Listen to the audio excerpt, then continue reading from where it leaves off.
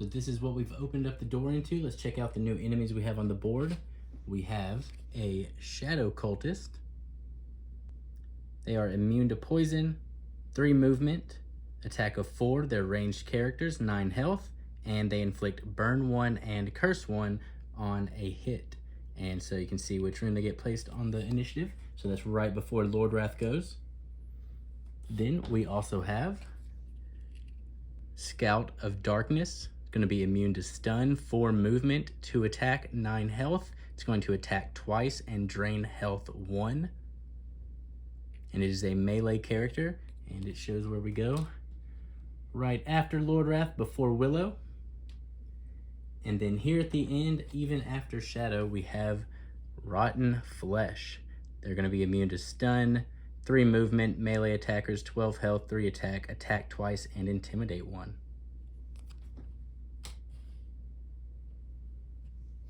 We also got some special rules here at the end. This says, special rule Cultist Summoner. At the beginning of the White Monster Shadow Cultist rookie's activation, right after it suffers the effects of any conditions, you must draw a rune. Place the darkness tile shown on it following the standard behavior. If the Shadow Cultist is on darkness, it must be placed next to darkness connected to the Shadow Cultist. So this bag over here, this is our rune bag.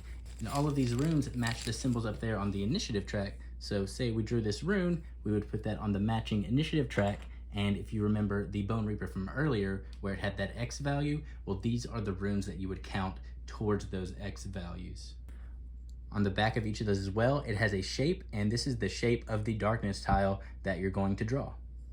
We're going to see how that plays out once we get to the Shadow Cultist turn, but we still have to finish up Willow's turn because Willow has only moved and then performed a minor action, so Willow still technically has 2 cube actions that she could take.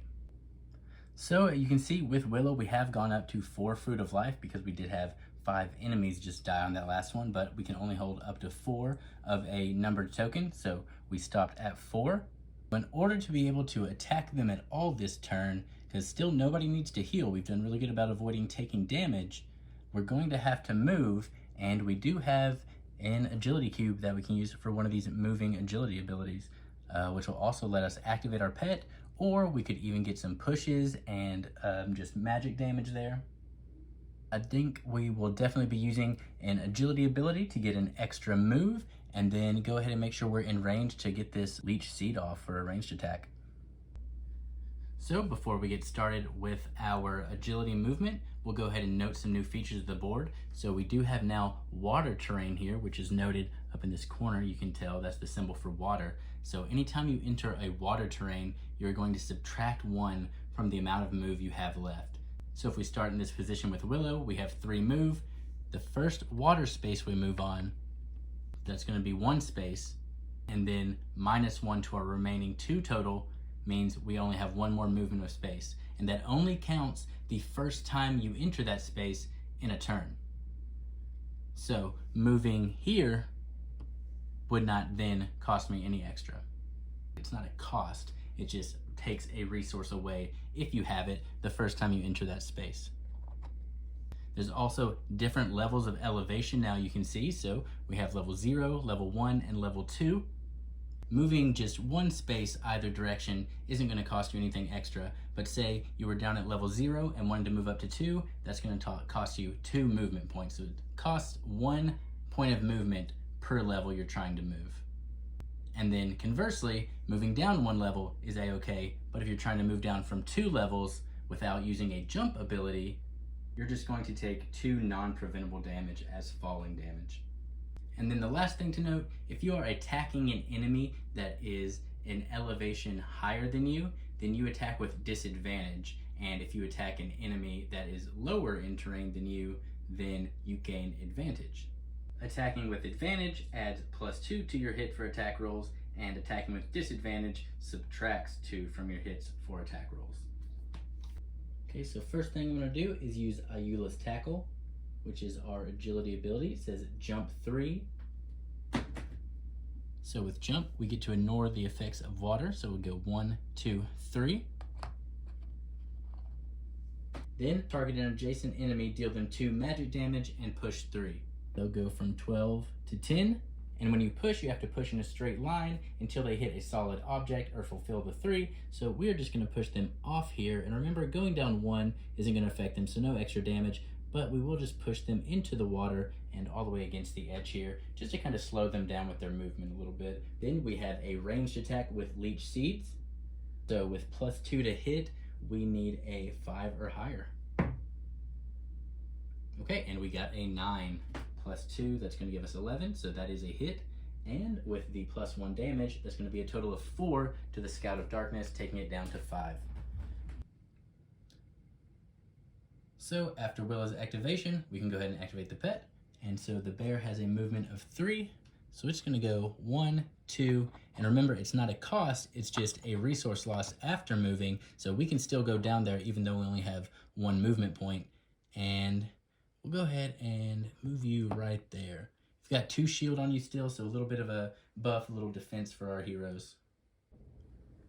All right, so with Shadow, just our free move is only going to get us to that edge there where the door was. So we're definitely also going to need to use one of our agility abilities with Shadow to be able to get into range to perform some attacks. And I think using our stabbing dash to get next to the rotten flesh we knocked down could be good, and then we'll be in melee range to perform any of those attacks there that we have available. So now we can move 3 with Shadow and go 1, 2, 3. Then we will use the stabbing dash agility ability, which says move 3, then target an adjacent enemy and bleed 2 and slow. So we will go 1, -1, 2, 3. And now that we are adjacent to the rotten flesh, it will bleed 2 and slow. So we already know what bleed does. What slow is going to do is, it's not a stackable condition. It is a redundant condition, so you can only have 1 of them on you.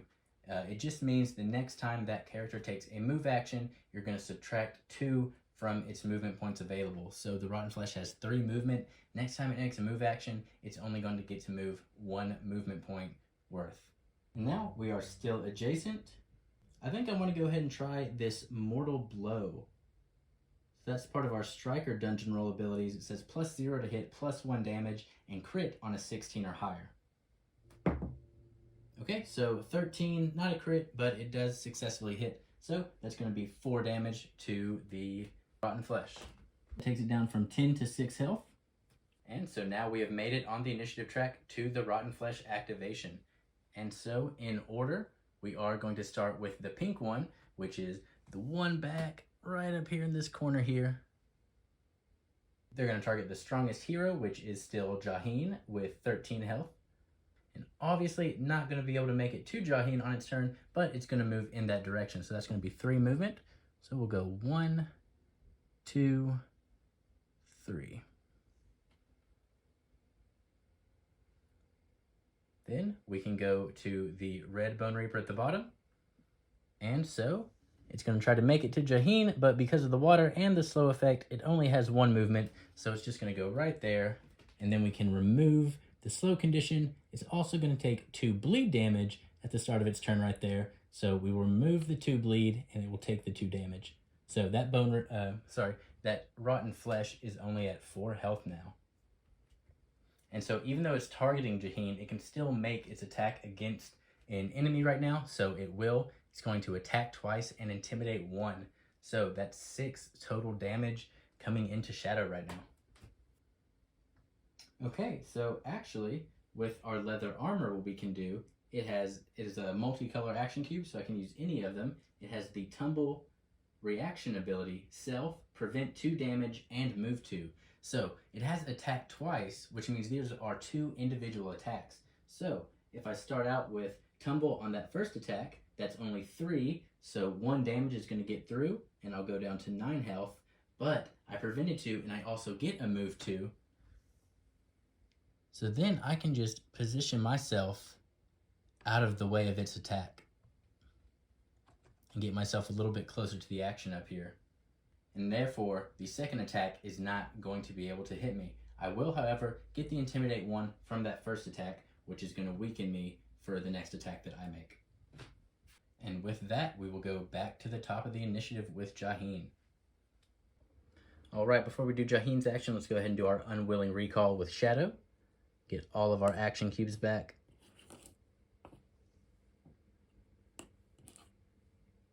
And then we'll gain a Curse Cube. As Striker, we have Twin Strike that does melee and ranged, and then we just have a melee only and a ranged only double hit. So I think just taking out one of those, and I think getting rid of the Twin Throw right now makes the most sense. So I think probably what we want to do with Jaheen, since it does have our highest health, does have a lot of shield right now, is kind of really get him up into the mix. We do have a agility cube available, so we're going to use the Walk of Greeting to move another 3 and gain a focus, which will put us at 2 focus. So we'll have a shield bash available to us to use, as well as whatever second action cube we would like to use. So we'll move 1, 2, 3.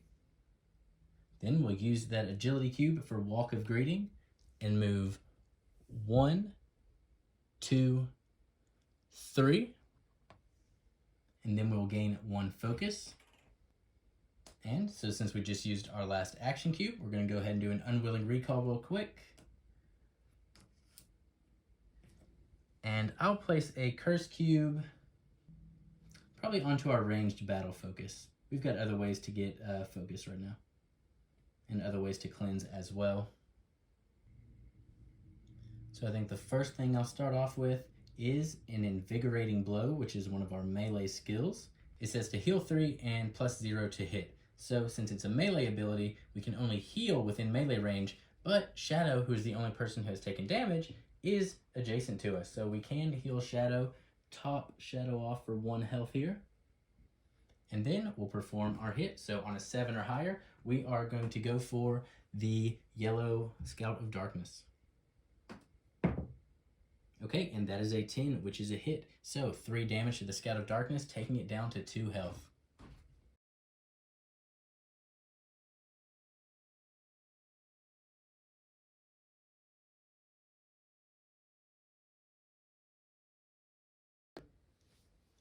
So we do have several options with Kellam. We do have a Wisdom ability available to us, which can target anyone on the map that it says. It is a Strike ability as well, which means it's going to target an entire blue square area instead of just a single enemy.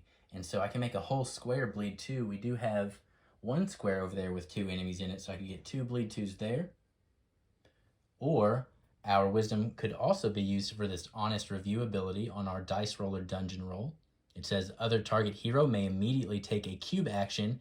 Any melee attack that hero makes with that action gains crit on 16 or higher. So we could actually go ahead and let Jaheen get a big attack on the Cultist this turn. And hey, we could honestly do both of them because we're going to use that, then do an Unwilling Recall to get everything back. So we could technically do the same thing twice right here. So we'll first start with our 3 move, and we'll go 1, and then when we go down for 2, that takes our last one away at 3, so we have to end our free movement there, and we still have 2 action cube abilities. I do want to go ahead and start off with the Honest Review, like I said, which is going to allow Jaheen to take a cube action. And so I'm going to have him do the Protective Light, which can't gain any more shield from that, but we do get +2 to hit and burn 1. So a 5 or higher hits and deals 3 damage and applies a burn 1. Okay, that's a 7. So that is a hit, 3 damage and burn 1 to the Shadow Cultist. Takes it to 6 health and a burn token.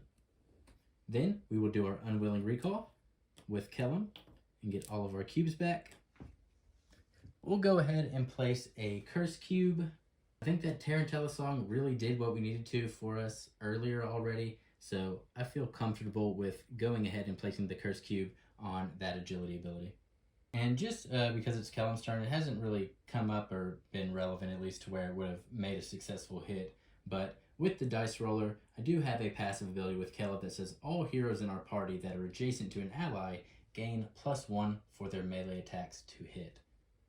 And so with our last cube action with Kellam, I'm going to go ahead and do the rolling strike from the dice roller ability, which gives me +3 to hit, and then I get to roll the trap die twice, and the attack gains both enhancements I rolled, if any. And so what the trap die is anytime you would open a chest, and so we've got one over here, so we'll see this trap die in a bit. When you open a chest, they're always going to be booby trapped. So you roll the trap die to determine what sort of condition you take. So that could be bleed, burn, poison, I forget what the other one is, it may be a miss. But so I'm going to get to roll that, and whichever conditions I roll are also going to be applied to the target. So with a +3 to hit, I only need a 4 or higher. I am adjacent to an ally, and this is a weapon attack, so 3 or higher technically. And that is an 8. So, successful hit.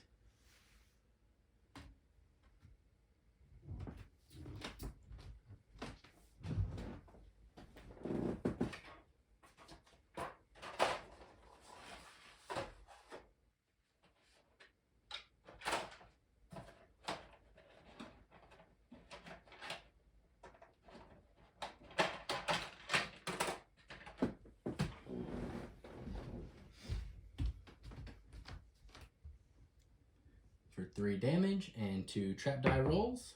Okay, so the first one was blank. And the next one was burn. So that's going to be 3 damage and burn 1. Okay, so we really wanted to make sure we got at least 1 condition there, because that takes them down to 1 health, and the burn token means when they activate, they're going to automatically die. And with that, that will end Kellam's turn, and we go to the Shadow Cultist. And so, to start off with, the Shadow Cultist has burn 1, so that will tick down and then get removed. So the Shadow Cultist is now at 5 health. And then we go back to the special rules at the beginning of the Shadow Cultist activation. After the conditions, you must draw a rune. And then we're going to place the darkness tile shown on it following the standard behavior. Okay, so let's get our first rune draw. And we got... Okay, this rune. So we get the little stapler piece. We're going to place that matching rune. So if you remember, this actually was the symbol that the Bone Reaper had. So this would have contributed to its regeneration ability. So when darkness is spawned, it's always trying to reach the strongest hero. So that's another reason we place Jaheen where he is, because that means we're going to be able to somewhat contain the darkness to a smaller area the closer our strongest characters are, because then the darkness won't be trying to reach as far and thus cover more ground. So even though this tile that we drew could be placed on the board, since there would be a quicker way if we broke it down into 3 smaller tiles, this is a really weird and complicated rule. It's one of kind of the whole darkness system is one of the harder things really to wrap my head around. But in this instance, since I'm only 1 space away, instead of placing this big clunky piece either like right here or right here, even extending out this way, a much easier way to do that is, and for whatever reason you don't break it down into all the tiles available, if you would ever break down any tile, you only grab 3 of the single tile darkness spawns and use those. So placing 1 underneath the Shadow Cultist is where it has to start, because that's where it's spawning. The second one would then reach Jaheen here, and then we're trying to go to the, once we've reached Jaheen, we're trying to go to the next strongest character, which would then be Lordwrath here. So then it's going to spawn diagonally right here.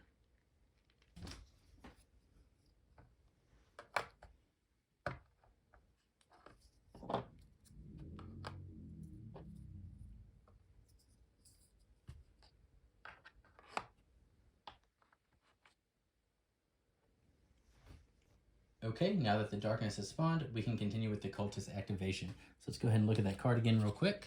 So we're already at the strongest target, but we are ranged. So we have a movement of 3 in order to get away from Jaheen. So we would normally prioritize being on darkness, but there's no place where we can be in darkness and unadjacent to Jaheen to make our attack. So we will prioritize being able to make the attack and move 1, 2, 3. And so, to Jaheen, that's going to deal 4 damage, a burn 1 and curse 1. Since Jaheen has 4 shield, we actually take no damage from that attack, which means we also will not get the conditions applied to us. And then that will end it for the Shadow Cultist, and we're on to Lordwrath. So because of where Lordwrath is positioned right now, we're going to have to use one of our agility abilities again to make another movement.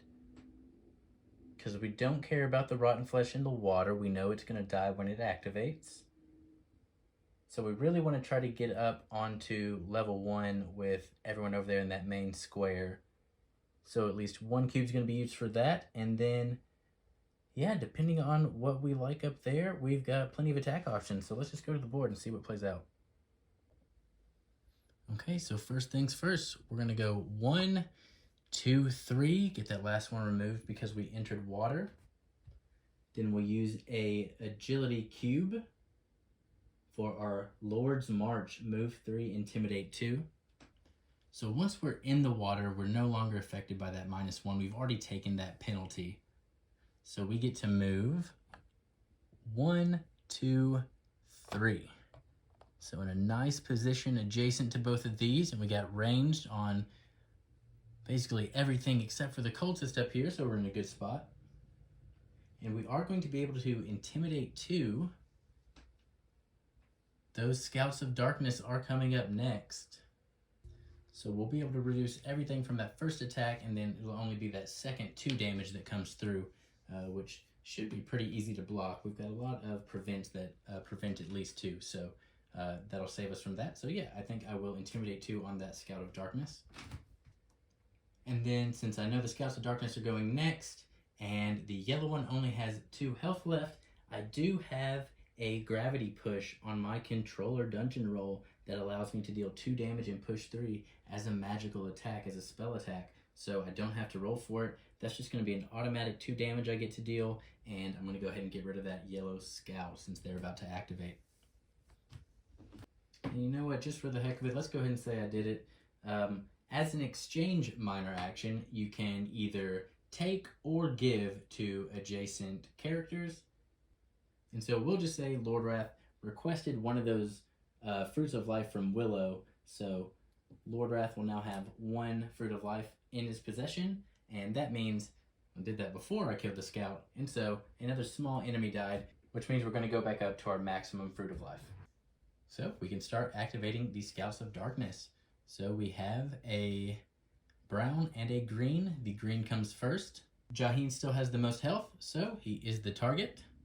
Since it can make it to Jaheen while also being in darkness, it's going to do just that. Come right up here. So while in darkness, monsters are going to do 2 additional damage. And I'm sorry, I'm just now realizing earlier. So let's walk this back just a second.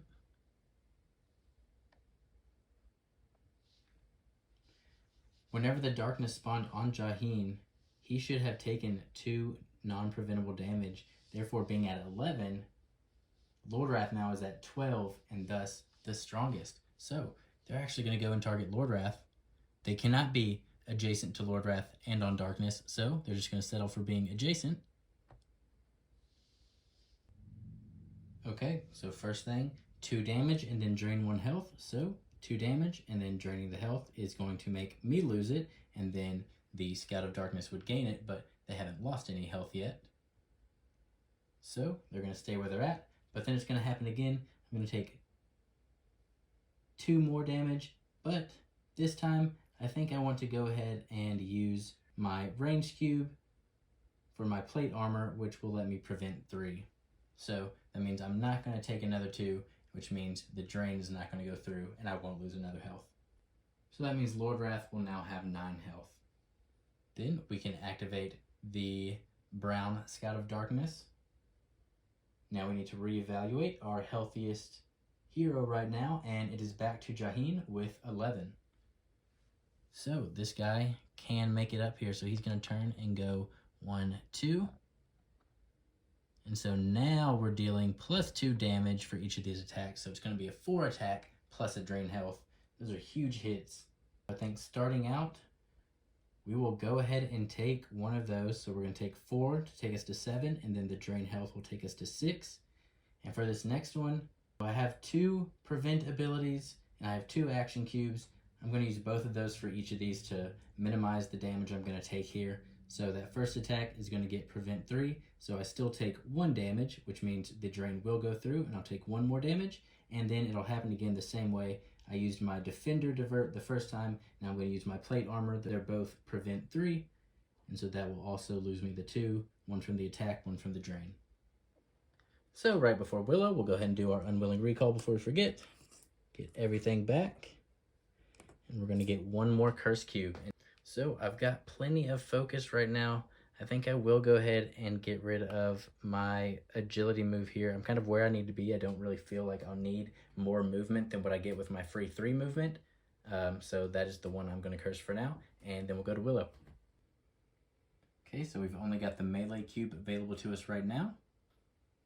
We don't really need the cleanse. We could get a focus out of it, but I think we want to go ahead and use our healing gust for our support ability to go ahead and heal up to 2 targets too. We've definitely taken some damage, so that'll be useful.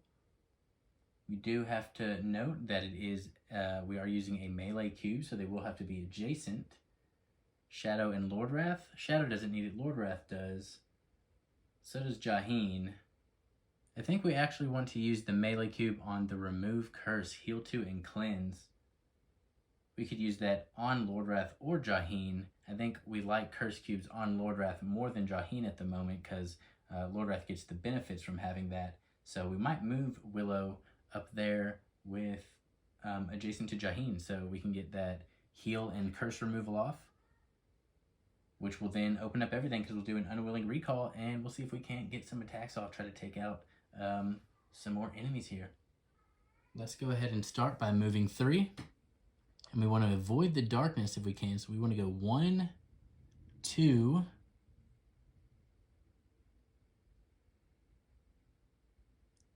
I think we'll stay 3 here. We don't want to get too much into the action. We just need to be adjacent, which we are.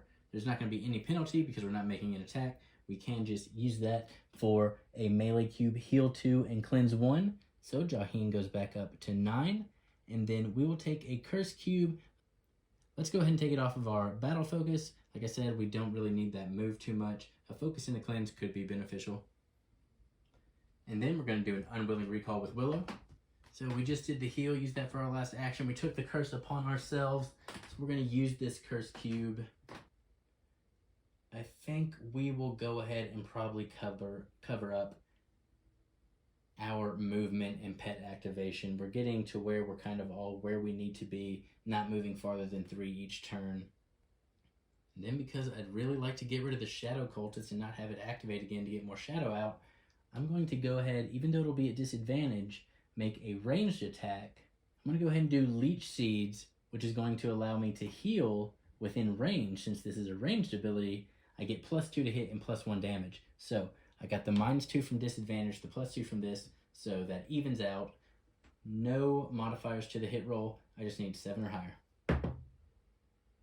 Okay, and I did not get 7 or higher. That was a 3, so that is going to be a miss. I do, however, still get to do the heal. That is not part of the attack. So within range, we'll go ahead and get Jaheen 2 more health again. So Jaheen's back up to 11, and that's going to do it for Willow. Then the bear will activate. So we're going to move 3. We'll go 1, 2. And yeah, let's go ahead and say 3.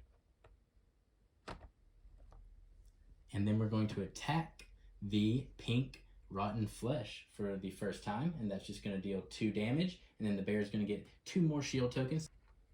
And the rotten flesh goes down to 10. Okay, with Shadow, we're already adjacent to one of the scouts, which we could start dealing damage to. Or if we want to go for one of the heavier hitters, try to go get some damage on the rotten flesh over there, we can do that as well. We've got all of our action cubes available.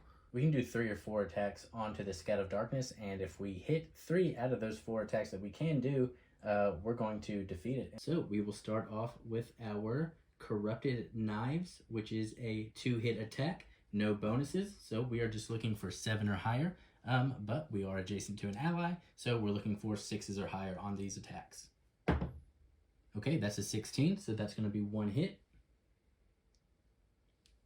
Shadow also just has a natural +1 precision hit, so on all of these we're actually just looking for 5. I have forgotten about the precision up until this point, honestly, but again, I don't think it's affected anything at this point, but that was 1 successful hit. 1 more roll. And an 11 plus 2, that is another hit, 13. So 6 damage with that attack. Brings the Scout of Darkness to 3. Then I'll go ahead and move to go 1, 2, 3.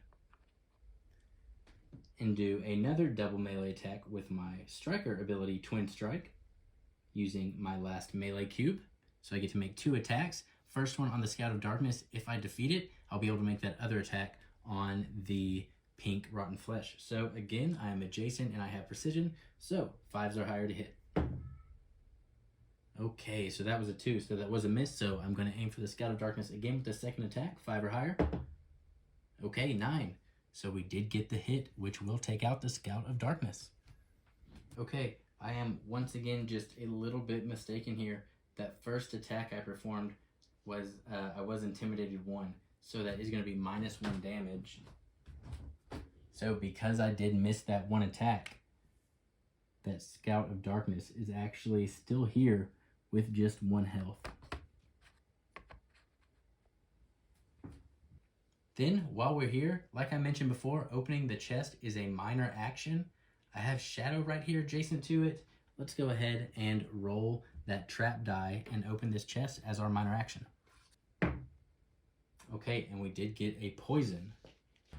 So Shadow's now going to have a 1 poison counter, which can only be gotten rid of with a cleanse action, but we're also going to get to draw a card from the chest deck. Okay, so and from the treasure chest deck, we pulled a Scroll of Icy Bolts. And so you can discard this card to do the ability up to 2 targets, take 3 spell damage, and knock down. Okay, so just a one-time effect of a nice little magic attack there. So we open the chest, and then that will end it for Shadow's turn.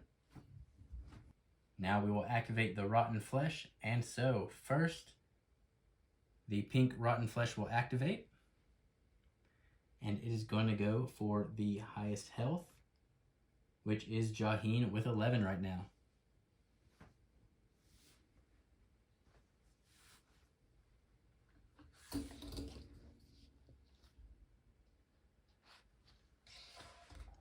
So it actually can't make it to Jaheen without having disadvantage, but it can get onto darkness and have disadvantage. So when attacking Jaheen, being on the darkness, we're going to deal 2 more damage. So they do attack twice, and so that 3 goes to a 5. So these are going to be huge hits. So the first hit's going to go 5 and intimidate 1. We are definitely going to go ahead and use a ranged cube for a prevent 3. So we're going to take 2 damage and intimidate, and then another 5 is going to come our way. Let's go ahead and use a agility for our defender divert skill, prevent another 3, take 2 damage, and intimidate 1. So we're down to 7 and got 2 intimidate tokens. Then the red Rotten Flesh will activate, and its 1 burn will take out its final health, and we will get to remove it from the board. So I think first thing I want to do with Jaheen, I am going to go ahead and use our 3 focus we gathered to use our healing wave. So up to 2 targets get to heal 3 and cleanse 1. Definitely one of those is going to be Jaheen. So we're going to go back up to 10 and take off our other curse cube. And then the other one is going to be to Lordwrath. So this will get rid of the small advantage he had with a single curse cube, but it's going to put him at full health. I still have my move and my action cubes.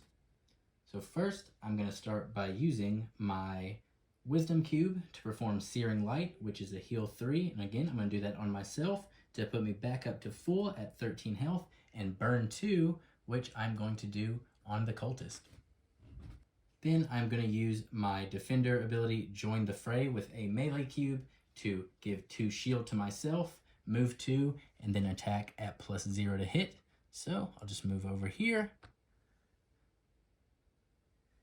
With +2 to hit, I need 5 or higher. I am adjacent to Willow, so because of Kellam's passive, I need a 4 or higher. And that is a 10, so that is going to hit for 3 damage, which is perfect because now the cultist goes down to 2 health, and when its turn starts, it's going to activate. It takes the conditions before the darkness spawns, so it will just burn away, and we won't have to worry about spawning any more darkness. Okay, we've got 2 people activating before the scouts are going. We have both Kellam and Lordwrath. We know the cultist is going to die on its turn, so it's not going to get an activation. And so we can definitely take out the green scout. It only has 1 health, and then both the other scout and the rotten flesh have 9. I think the rotten flesh is hitting just a tad bit harder, so I think we might try to put the other damage towards that. Okay, so first we're going to move. So this is going to be a good position where we can actually hit a little bit of everybody here if we want to. So we're going to start off with a ranged double throw. Both of these are going to be +2 to hit. We are adjacent to an ally, so +3 to hit for both of these, meaning we need a 4 or higher. So we'll start with the green scout, and that's a 15, so that's going to be a hit and take out the green. And then we'll roll again, this time targeting the brown scout.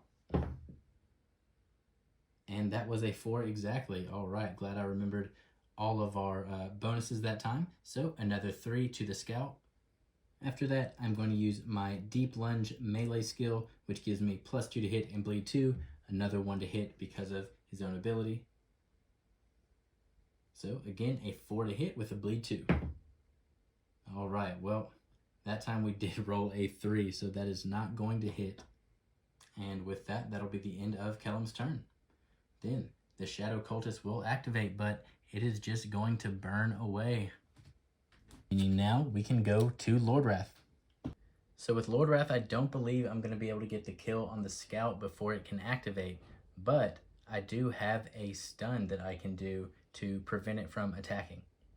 And then hopefully I'll be able to do enough damage to the rotten flesh before it activates to defeat it. So we only want to move 1 space forward here, so we're adjacent to the rotten flesh.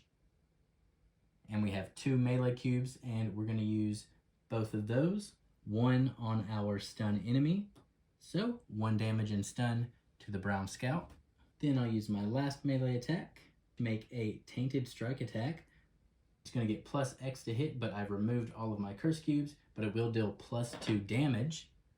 So on a 7 or higher, deal 5 damage, and that's a 9. All right, 5 damage on the pink rotten flesh is going to take it down to 5 health. And then that's going to make Lordwrath do another unwilling recall. So we're going to get all of our cubes back and put another curse cube down. And we're going to go ahead and put that back where we had it on our ranged battle focus ability. And that will do it for Lordwrath. Okay, so when the Scout of Darkness activates, it is going to still perform its move, going to Jaheen, who is the strongest. But because it is stunned, it is not going to be able to perform its attack. So that will be the end of the Scout's turn, and we'll go to Willow. So with Willow, I definitely want to use that Bramble Roots ranged attack. We'll probably just, where we're at, go ahead and attack the rotten flesh. And then our bear is actually in a really good spot to get some attacks in as well, so we can use any of our abilities that activate our pet. Well, we only have the one right now with our blue Nature's Aid, so I think those are the 2 things we're going to do.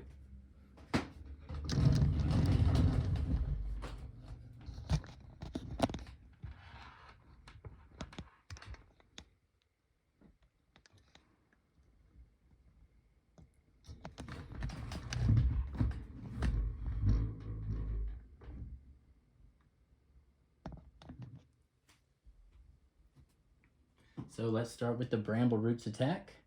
+2 to hit and knock down. We are adjacent to an ally, so we have +3 total to hit. 4 or higher. It was so close to landing on 20, but it's an 8, so it's still a hit. And we get 3 damage and knockdown on the rotten flesh. Down to 2 health. And knockdown again means that it's not going to be able to take its move action on its turn.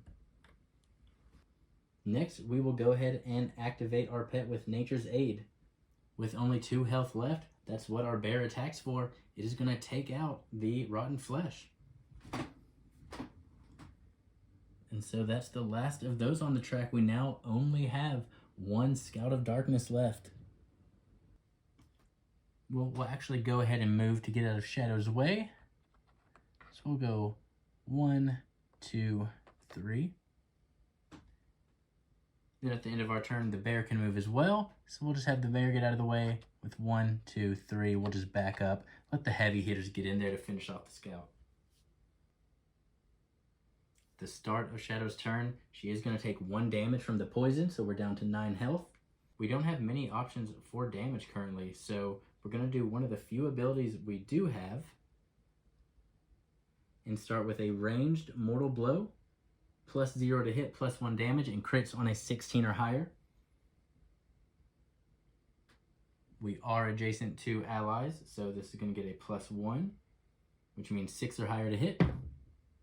And we got an 18, so we actually get the crit, which will deal, we did the +1 damage, so that applies before the doubling, so that's 4, that's an 8 hit.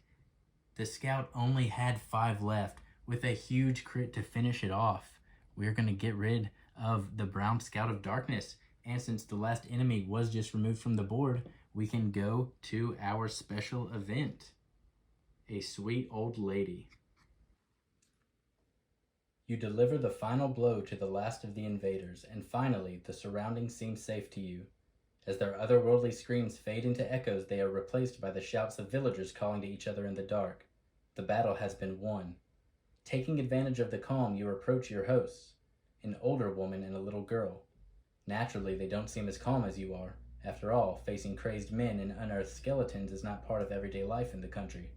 Go away, shouts the old woman, brandishing a knife in your direction as soon as you take the first step towards them. Okay, so this is what is called an interaction. So you can see on the image here, we have 3 different options that'll just lead us to different places narrative-wise. So we have talk to the girl, try to calm the lady down, or step away and leave them alone. And let's make sure the girl's okay. I want to talk to the girl. Seeing that the girl is terrified, you kneel next to her and greet her, asking how she is doing. The older woman pulls the girl even closer as if to protect her. She'll be fine, go away. There, in the fireplace, there's our family's jewelry. Take it for your service and leave us alone. She shouts at you, still pointing the knife in your direction. So then we have the 2 options of collect the jewelry and walk away, or insist on talking to the girl. Yeah, I'm not really here for the money. Seems like a pretty cheap bribe to get me to leave you alone in case you're up to something no good. So we're going to insist on talking to the girl and see what she says still. Realizing that the older woman's zeal results from despair, you ignore her and insist on talking to the girl. Outraged, the older woman carries out her threat, and in a fit of fury she stabs at you, forcing you to back down. She pulls the girl out of the cabin in a hurry, and all that's left of your meeting is a deep wound in your shoulder and a teddy bear that got lost in its owner's escape. Alright, so for our insistence, we get to take the teddy bear trinket. So this is just a passive. Whenever we draw a chess card, we get to draw 2 cards and keep one of them, discarding the other. Okay, so in the escape, little girl dropped her teddy bear behind. I'm hoping this is the kind of game where we come back in 10 scenarios still having her teddy bear, and that's gonna let us, you know, unlock something a lot more interesting than a teddy bear. But if not, either way, super cute. That's what we get for insisting on things that are none of our business, I guess. So now we can read the end of the adventure, The Right Thing.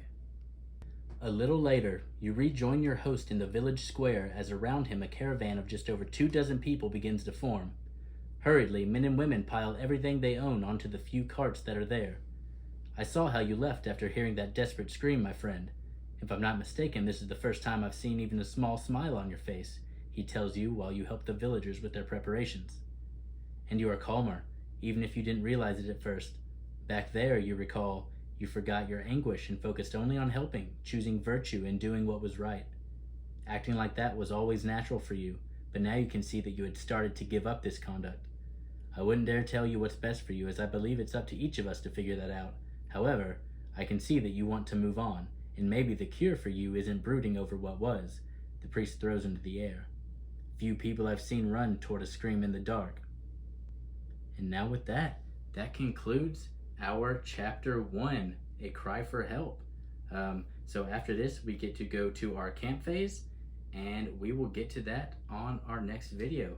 Thanks for checking out this first chapter in my playthrough of Chronicles of Drunagor. Love how it looks. I love how it plays. I love the cube system. I love the art.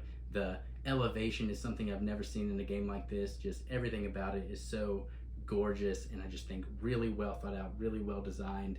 I'm really excited to play more of this. I will see you all next time.